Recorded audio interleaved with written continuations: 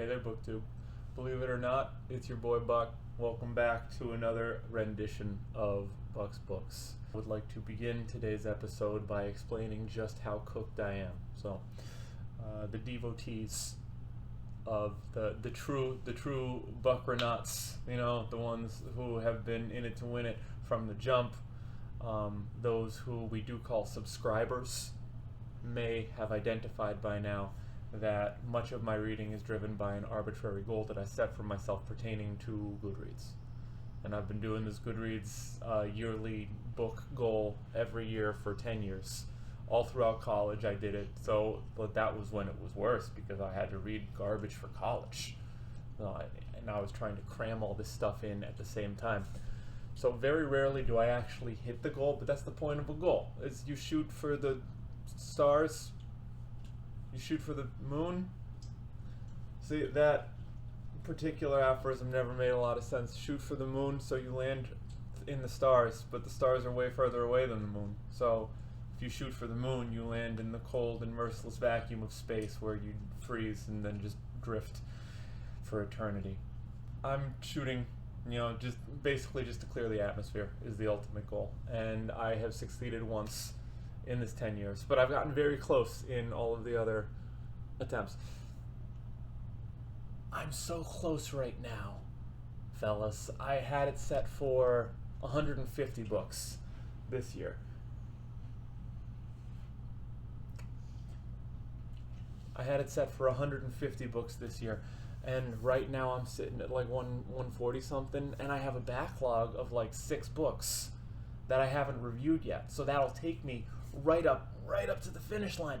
But I have 2 days to finish 4 books, and it's not realistic unless it's all that I do. And then what's the point of that? Just to finish it for Goodreads so I make the 150? Why? So that's where I'm at, utterly cooked. You will be kept abreast of these developments, I assure you. Today, the book that we're going to be talking about is called Jaws, The Story of a Hidden Epidemic by Sandra Kahn and Paul R. Ehrlich. Ehrlich, probably.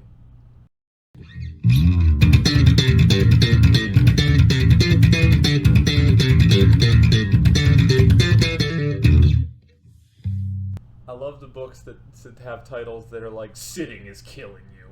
I like the books that tell you you're doing everything wrong. Like the ones that are about like breathing wrong. There's one called Breathe that just tells you how you're breathing wrong. And that's functionally how I wound up getting into all these different nutrition and paleo books.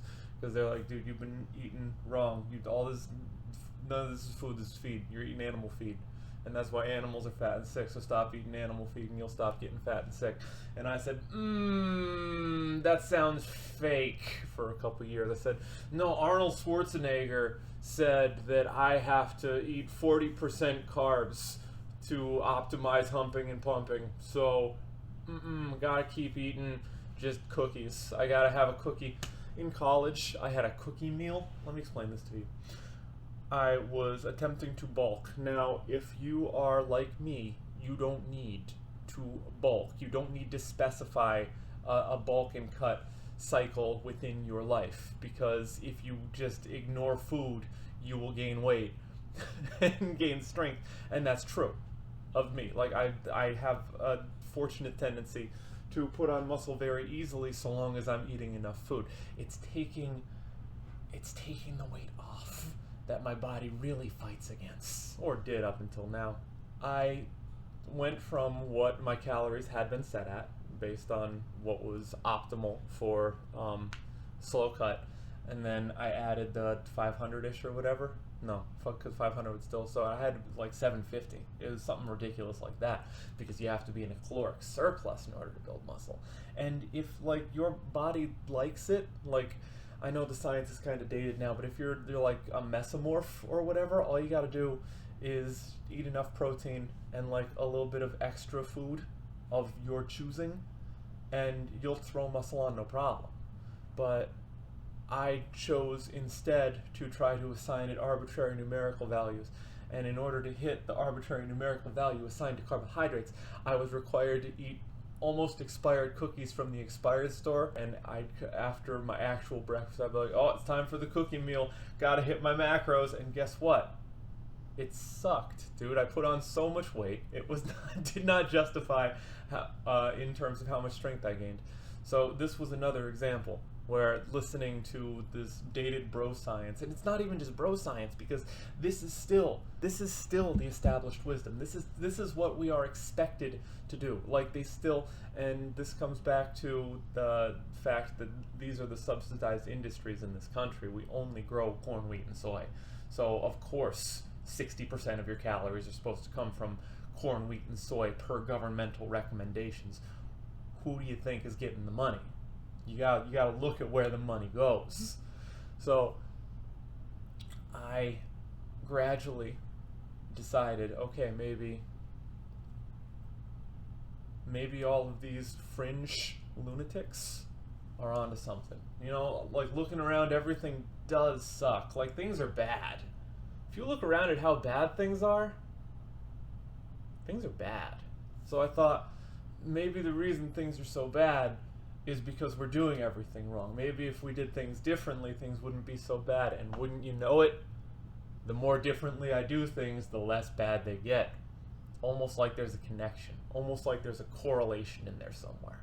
So that's why I subscribe to all these books. There are so many that I can recommend, but that would be its own video. And honestly, maybe that should be its own video one day. That seems to be what a lot of these booktubers do.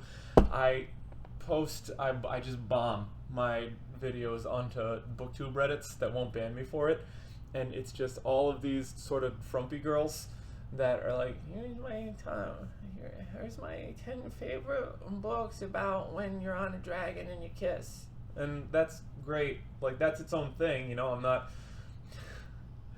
I was making fun of them a little bit, but it's good natured. It's gentle ribbing. I go to where they congregate, and I just hurl my video in, and I'm like, sup ladies, here's one about how sitting is killing you. See you in 3 days. And it's something must be working, because I'm getting these subscribers. Like, follow, subscribe. Maybe it's just a matter of how many times I say like, follow, subscribe. Maybe it's like a brainworm, not like RFK, but like an earworm, but for your brain, where it just like sinks into your subconscious, and then you're like, yeah, I should probably subscribe to Buck. He's got some apocalyptic musings. He's got some dark auguries. So top of my head, I love Why We Sleep by Matthew something. That's a fantastic book talking about how we do sleep wrong. But if you do sleep right, guess what? Everything in your life is better. I started doing sleep right, and everything in my life is better. There are hundreds by now, at least dozens, maybe not hundreds. I'd have to pick through Goodreads, and I'm not going to do that. But there are probably in the neighborhood of at least half 100, like ancestral eating and lifestyle books I could recommend. It's unfortunate, because the one that always jumps to mind most readily is The Awakened Ape, which is like this sort of intersection between the what's up primals, Liver King situation, and then also like pop sci mindfulness, how psychology has really taken into it's really turned into positive psychology recently, within the last 20 years, and all of the gold standards for current treatment involve mindfulness in some way. And really, for anything you got depression, you gotta be mindful. You got anxiety, you gotta be mindful. You got BPD, good luck, you gotta be mindful though. That's built right into DBT. You know, that's foundational to DBT. So mindfulness is everywhere right now, and this is a fusion of the mindfulness and the unga bunga bull honky. But the problem is the dude who wrote it is a douchebag. He's like a frat boy, and you want to trip him. You want to just like sweep the leg when he talks. You want to be like walking by him, you know, so he doesn't know what's coming, and then you just grab him, little nerd, and just toss him, you know. But that wouldn't be very awakened of you. We're trying to be empathetic. How does this relate to Jaws? It seems like it doesn't, but actually it does, because all of these things tie into Jaws. And the idea that Jaws is trying to push, the titular hidden epidemic, yeah, is that our jaws are busted up and malformed. And that's because we don't chew enough. We are built to have big square heads, and if we chew the way that evolution intended us to chew for the past 2 million years, which is over and over again, these raw foods largely, and tough cuts of meat, then our jaws would flare out, and the muscular development would be sufficient that there would be no tooth crowding. And this is the work of Weston Price demonstrated this, but everybody kind of poo-poos Weston Price because that was 100 years ago and he was just like a traveling dentist. But he did find among the more primitive societies, when he was checking out all of these hunter-gatherer cultures, like the contemporary hunter-gatherer cultures, he was discovering that none of them had any teeth problems and none of them had any diseases of civilization. So cancer, heart disease, diabetes, unheard of. You might get cancer one in every ridiculous number, like hundreds of thousands, but that's just because that's something that happens sometimes. That's just a sort of it's a disease of growth. Cancer is uncontrolled growth in a fashion that doesn't benefit the tissues or the larger organism. So it is an individual cell that has been eukaryotic starting to function as a prokaryote.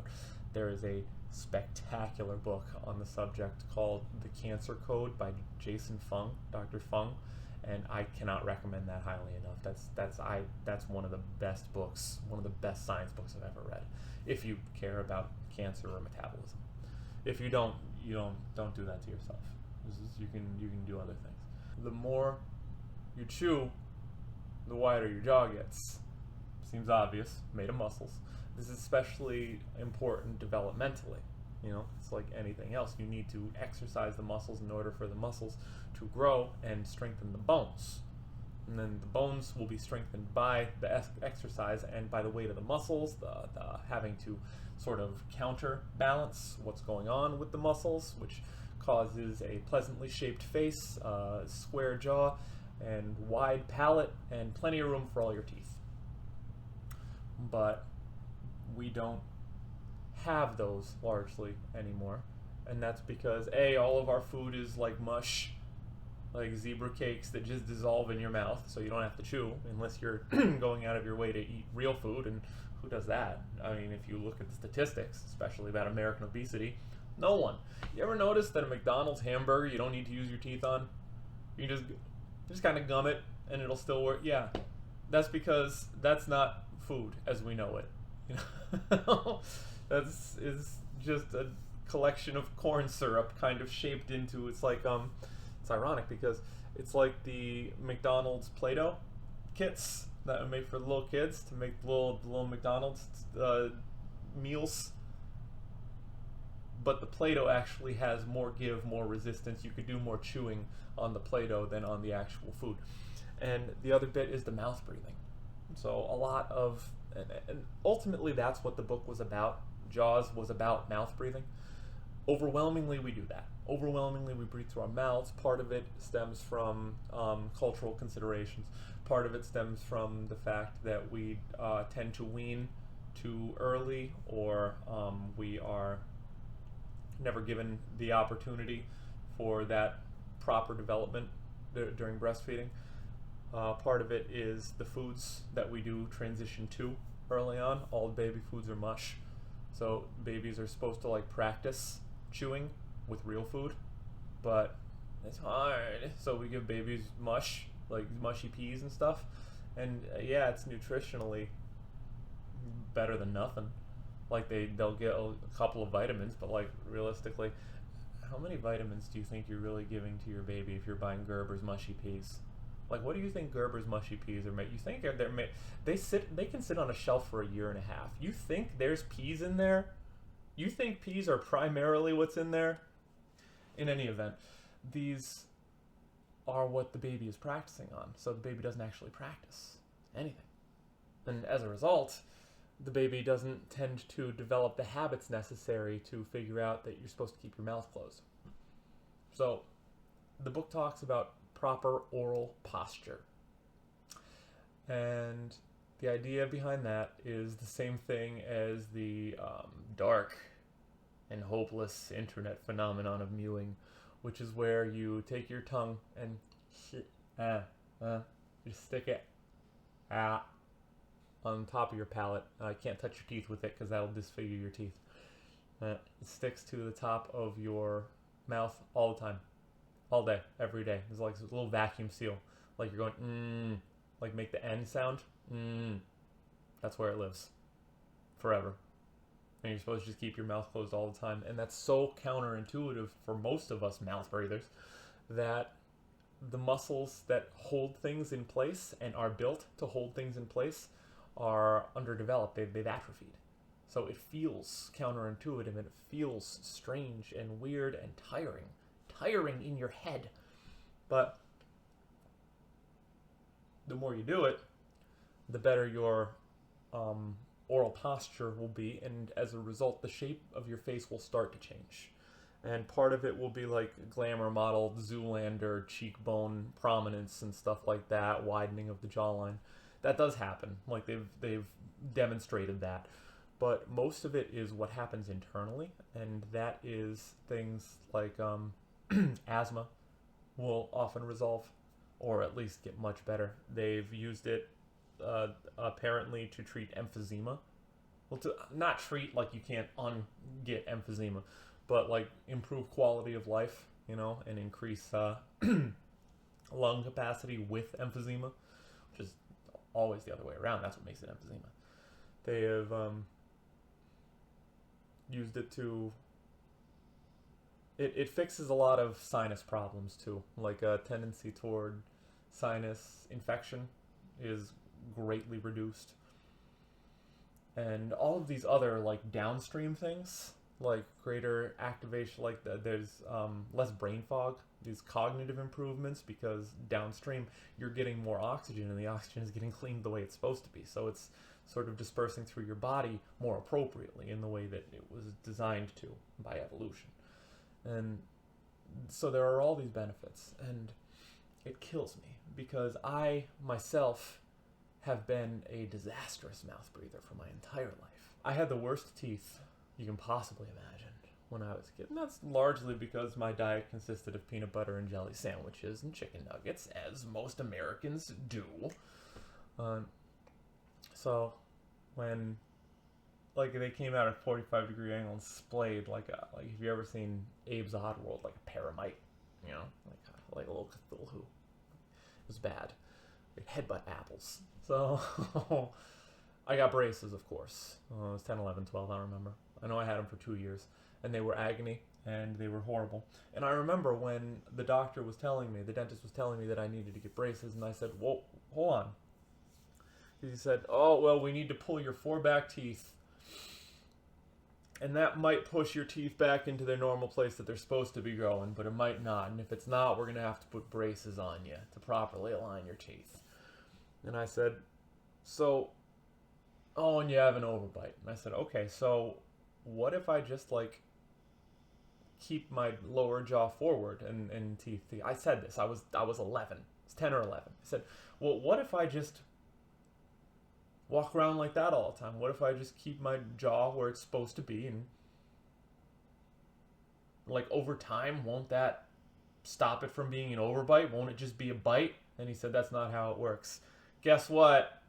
Turns out that's how it works. This whole time, that's been how it works. I was 10. I was 10. And I noodled out that that's how that works. And yeah, that's basically what Jaws is about. So if you keep proper posture in your mouth and your jaw, then your breathing becomes the way it's supposed to be. And you know that because, again, the Breathe book I told you about. But we know that breathing is everything at this point, because you want to talk about downstream, it all starts with breathing. What your breath does and where your breath goes controls everything else that happens in your body. Your breath is the most effective lever you can use for stress management. If you are having a panic attack, I teach this all the time. If you're having a panic attack, if you're experiencing stress, you use breath work and immediately pump the brakes on that. Most effective one is Huberman's physiological sigh. Right? If you don't know about this, I'm going to change your life real quick. So what you do is you take a deep breath, fill your lungs, and then a little more right on top, and slowly blow it out through your mouth. I will demonstrate. It looks like this.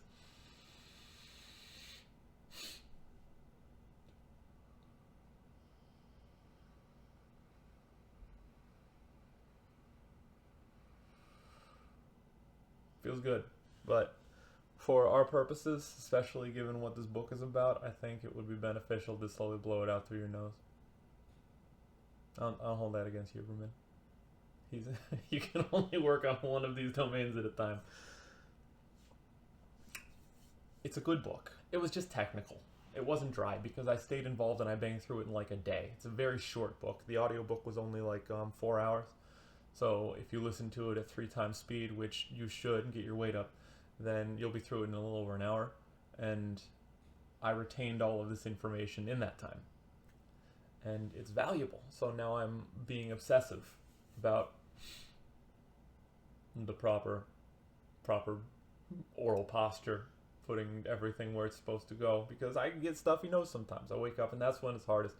When you wake up with the stuffy nose, that means something's probably going wrong. Of course it's related to sleep apnea. Of course it's related to weight gain. Of course it's related to higher resting levels of cortisol. All of these things. Everything bad. This is another one of those things that I was talking about early on in the video, when the book shows us these are all the things that we're doing bad. These are all the things we have to stop doing because they're all bad and we've been doing it wrong this whole time. And I'm like, yeah, well, I mean, we've been doing it wrong the whole time. That's a fact. So your suggestion is as good as any other. may as well give it another shot. It was an interesting book. If you are even laterally interested in any of those things, especially biohacking. I hate biohacking. It's this great conflict for me. It's cognitive dissonance, because biohacking is so cringe, and it's all these people who don't do anything to actually take care of themselves. It's like these tech company CEOs who are buttering their coffee, and like these guys are going to be 100 pounds overweight, and there's no way. There's like they're and there's just like hunched and greasy, and there's like you look at them and you're like, there's no way you're running a mile. Like there's I will eat my hat if you are able to do a pull-up. But like these are the guys who are optimizing human performance with my butter and coffee, and it's grass-fed, So I'm not into biohacking as a practice, but I love it as a concept because the concepts overlap so heavily with all this evolutionary stuff that I'm so into. So I don't do this, as you may have observed by the books that I've been choosing. I don't do this much anymore. But there was a period of time there where I'd get these biohacking books and I'd make it like 10% of the way in, and I'd be like, I hate this guy. I hate everything he's saying. Someone needs to fight him. I need to fight him. And then I get mad and I get rid of the book. So there's probably in the neighborhood of between a half dozen and a dozen biohacking books that are just abandoned on my Goodreads. It is difficult to be interested in the thing while simultaneously hating everyone interested in the thing. Probably some shadow work needs doing, probably reflective of me as a person. But that's enough reflecting on me as a person. Thank you for tuning in, like, follow, subscribe, etc. Oh, Beefy's coming to visit. Hey, buddy. Hey there. You want to talk about a developed jaw? Can you see this guy? Look at him. He's breathing through his nose all the time, and that's why his head is so square. So take it from him. All right. Thanks for tuning in. I'll see you next time.